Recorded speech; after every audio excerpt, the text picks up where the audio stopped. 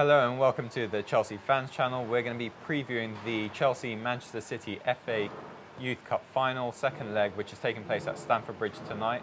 I'm delighted to have my good friend Richard here with us. Thank you for coming on. Thanks for having me. Cheers. For those that don't know, Richard is the co-founder of Off the Post News, which is a youth website dedicated to the youth players across England.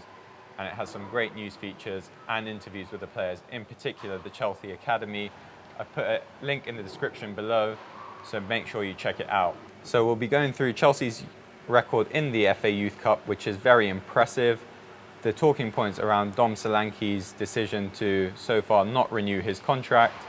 We'll analyse last week's fixture from the first leg, as well as what to expect from the second leg, before picking out our key players for the game.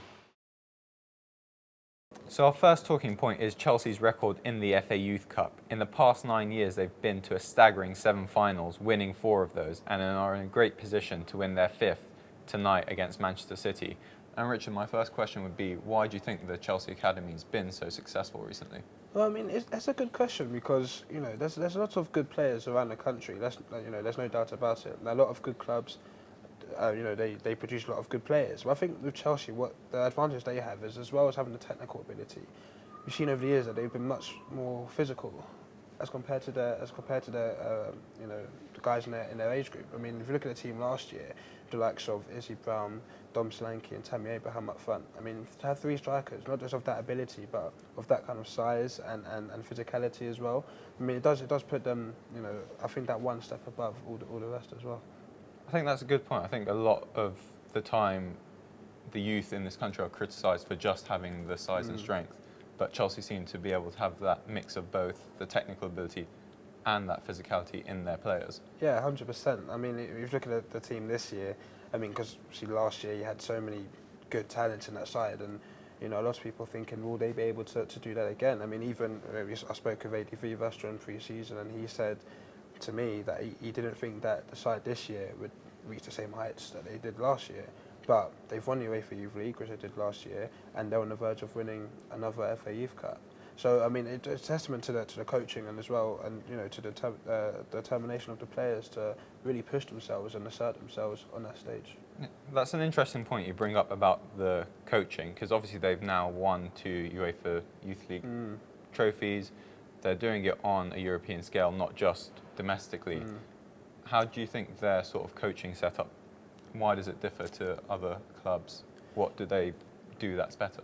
Well, it must be an investment thing. I mean, not just financially. I mean, we all know that Chelsea put money into their academy, but just the time that they're given to the players, that kind of holistic training, that working on their weaknesses. I mean, if you look at the boys out there, especially in the first leg and especially this season, look at a player, you think, well, what is your weakness? I know obviously everyone's got stuff to work on, but if you at that age, you've got guys who are doing unbelievable things on the ball, which you'd expect a senior pro to do.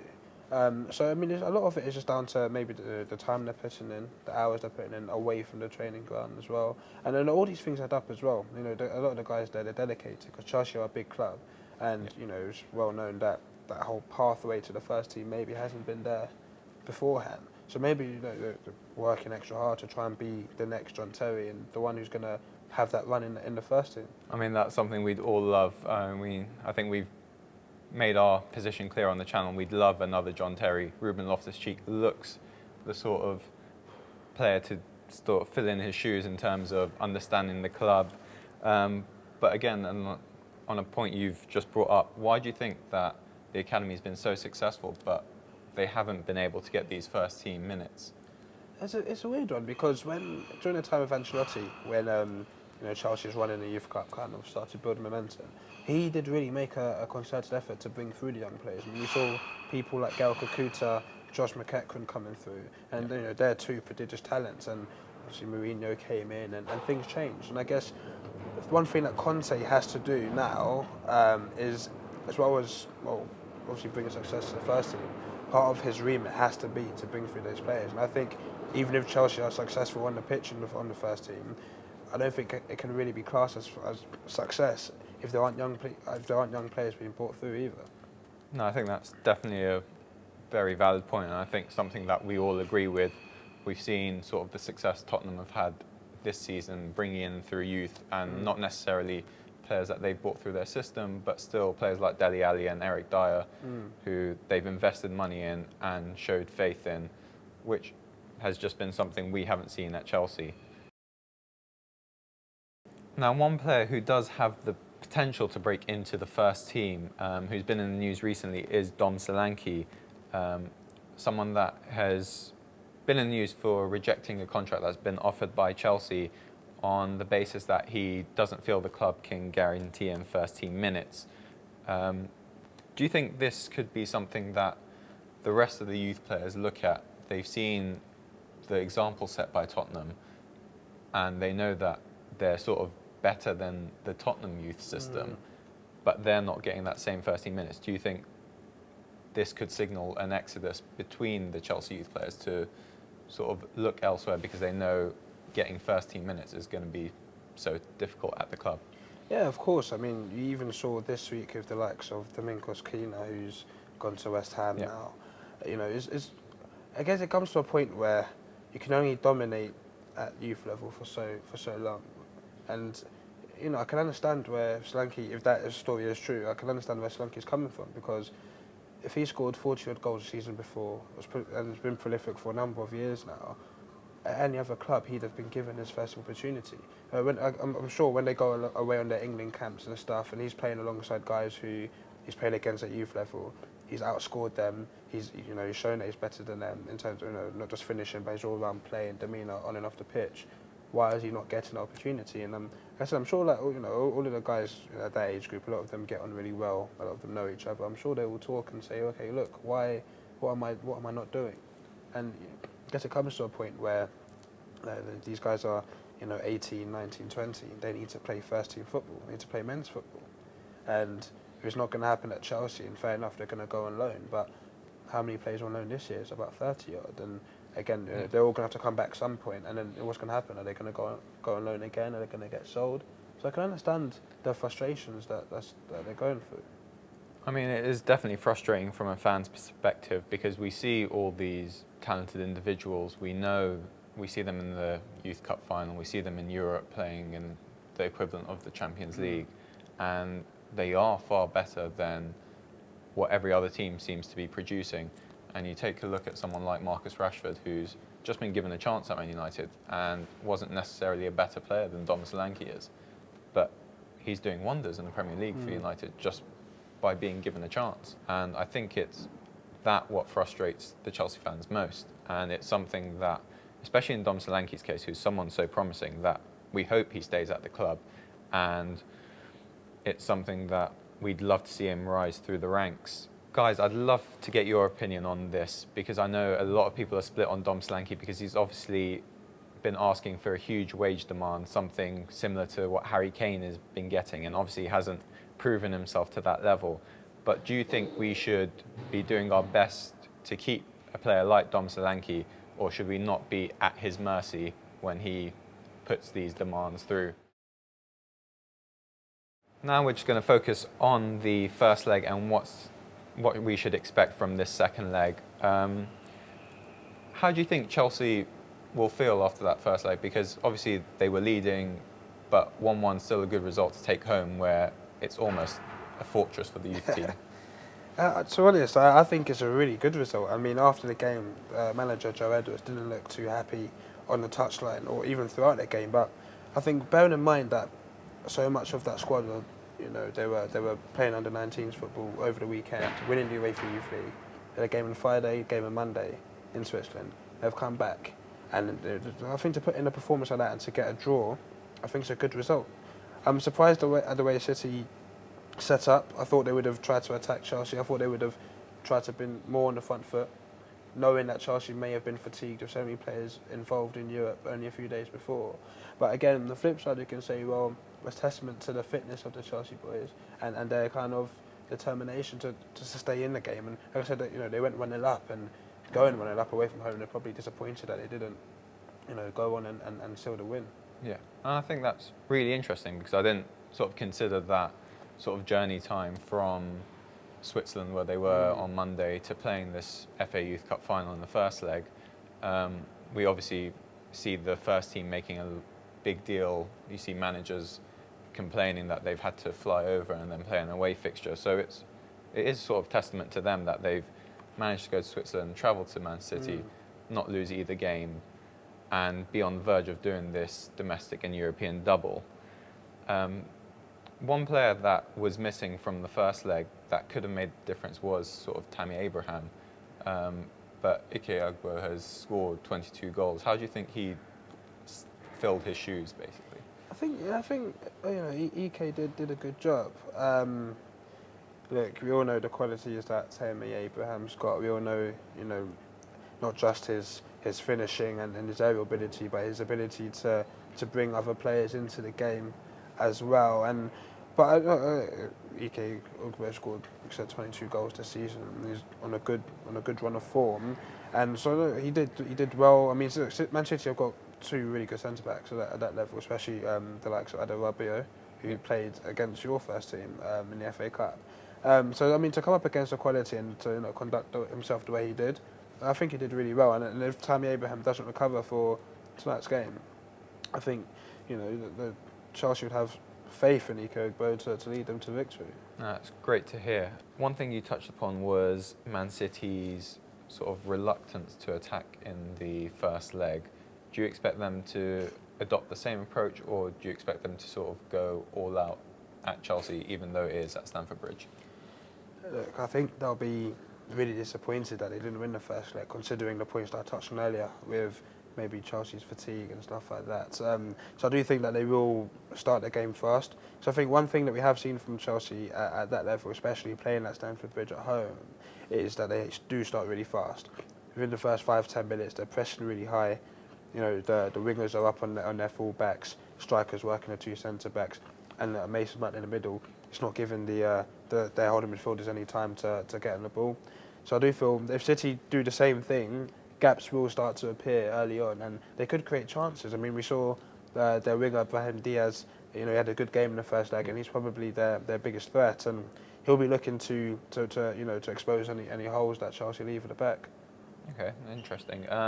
Just touching on the defence, they've perhaps not as well protected by the midfield, but they are sort of individually and collectively an incredible sort of unit, just sort of physically and with their technical ability. I mean, Tamori and Clark-Salter at the back and Trevor Chalobah just seem to be this imposing and dominant unit. Do you expect them to sort of get the better of the City forwards?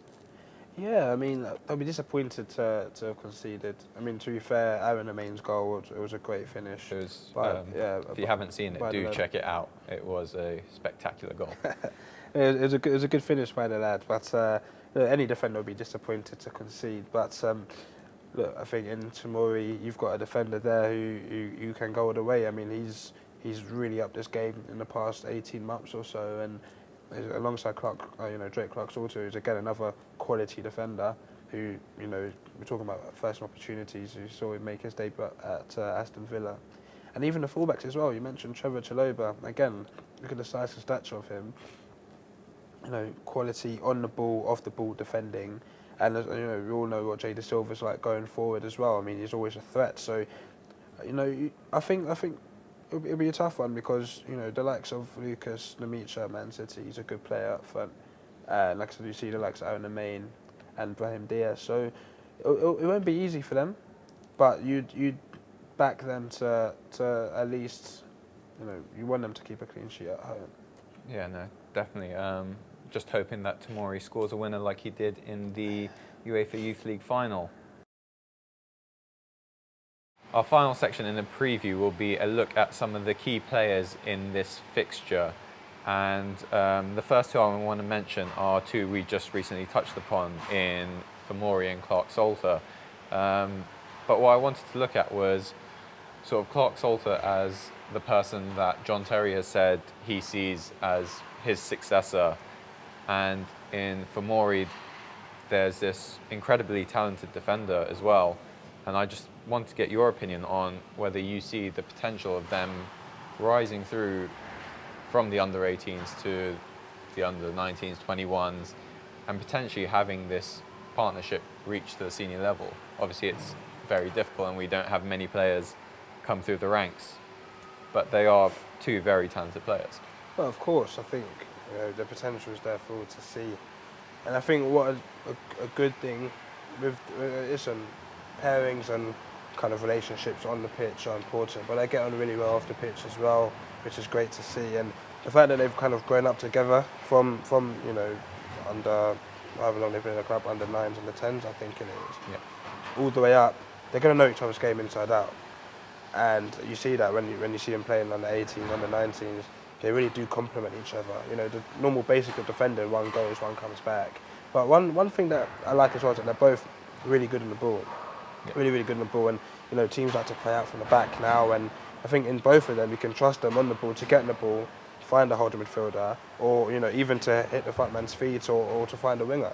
Can they go all the way? Well, look, I mean, you've got the likes of Andreas Christensen, who's still at the club as well. Who's also a very good player, is doing very well on loan as well. Again, it's all about that pathway, isn't it? But look, if you've grown up with someone, especially centre-back, where it's all about having that relationship and partnership and, you know, each other's game inside out, it would make sense to bring them through.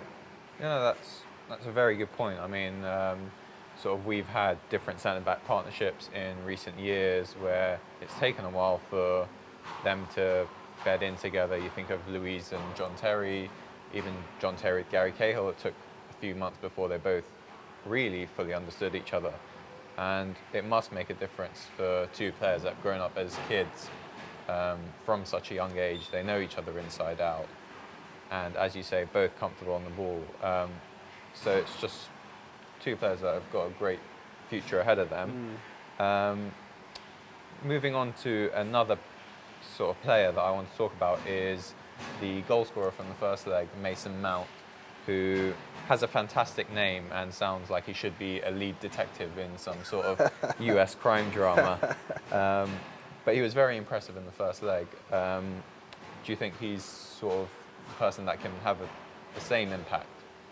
Yeah, I think the thing about Mason Mount, which I really like, is his willingness to always receive the ball in the back foot. Now, as a number 10, you've always, you're the one who everyone looks to be the creator, to start things, to start building attacks, to play those through balls, and obviously, like I said, based on the passing qualities of the two centre backs and the full backs even, he always finds that the ball in a little space there, in between the lines, and he starts the attacks and he gets them going. And I think what I like as well him, that he gets himself in the box and on the end of things. And a lot of number 10s now, they don't like shooting, they don't like trying to score. They want to pass, maybe create goals, but it's all about scoring goals as well. And his willingness to get into the box and make those late runs, it will make him an asset in any team.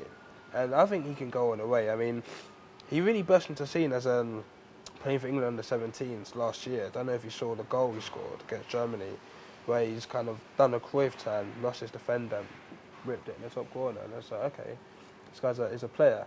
Fantastic. Sounds like what we need in the first team. It's that willingness to try things which you need to be able to do as a number 10. And I think, like I said, he's good in the ball, he can beat a man, he can shoot, he can pass both feet, he can score with both feet. So, look, he's a good player, but again, it's competition for him, which is good, because you've got the likes of Casey Palmer, who we all know is just unbelievable talent. Yeah. You've got Jeremy Boga, who's just a joke in terms of, like, he's just, again, another talent, really skillful, top quality. So he's going to have to really push himself next season, because he is still a first-year scholar. So he's really going to have to push himself next season to assert himself in the under-21 side and maybe on loan or maybe, hopefully, the first team. No, that's great to hear. I think almost having that competition in the under-21s can help drive them and push them to becoming first-team players, where they're not going to be the first choice as soon as they come in. So that's really good to hear. Another midfielder who I was really impressed with in the first leg, just sort of his industry more than anything else, was Mukhtar Ali. He's really, very tenacious. And what do you think he sort of brings to this team? I mean, I'm really happy that you've actually touched on him, because I think when we speak about the Chelsea youngsters, we always talk about the kind of main guys, the goal scorers, the wingers, stuff like that. But I think in a guy in Mukhtar Ali, they have someone who is calm on the ball, composed. I mean, his passing range is unbelievable. I mean, we've seen the qualities of Charlie Colkett, and we see what he can do. And Mukhtar Ali does pretty much the same thing. We went to the Youth Cup. I think it was the fourth round game against AFC Wimbledon, and it was played at Kings Meadow. All AFC Wimbledon had their crowd there. There's about 3,000 there. And it could have been a very intimidating atmosphere. At times the game was scrappy, but the one player who did get on the ball and calm things down was Mukhtar Ali, and he was integral to that. And I think if you watch him, when things do get a bit, like I said, tenacious and scrappy, he's the one who calms things down. He gets in the ball, and he what I like about him as well, which a lot of defensive midfielders, they like to play square all the time, like to play back. He likes to play forward, which is so important. And with his passing range and his ability, he can find the wingers, he can find the front man, and he can score a goal himself as well. So he's a key member of the side, and I think people need to realise that in Mukhtar Ali, you've got a talent in your midfield, or another talent. Another one to watch out for.